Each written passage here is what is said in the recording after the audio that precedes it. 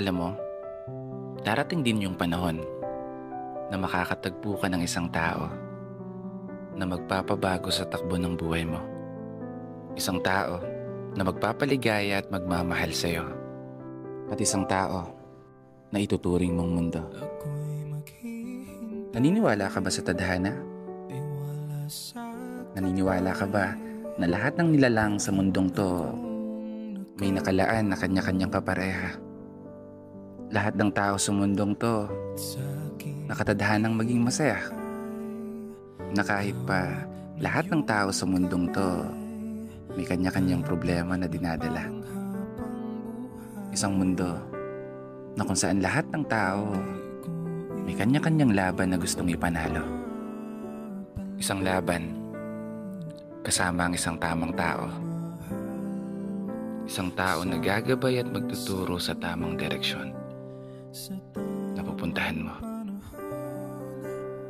Sa tamang panahon, sa tamang sitwasyon, sa tamang pagkakataon, sa tamang sandali, at sa tamang oras.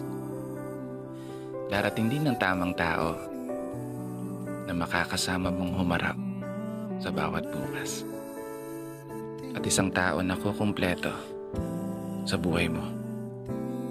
Hindi nga lang natin alam kung kailan nga ba darating. Saan mo matatagpuan? O paano kanya mamahalin? Basta ngayon, kung nag-iisa ka, i-enjoy mo yung buhay. At mas kilalanin mo pa yung sarili mo sa ano pa yung kaya mong gawin. Hanggang saan pa yung kaya mong marating.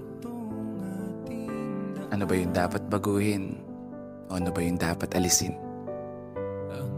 Para pag dumating yung araw na ibigay sa'yo ng tadhana at makatagpo ka ng tamang tao, handa na ang sarili mo.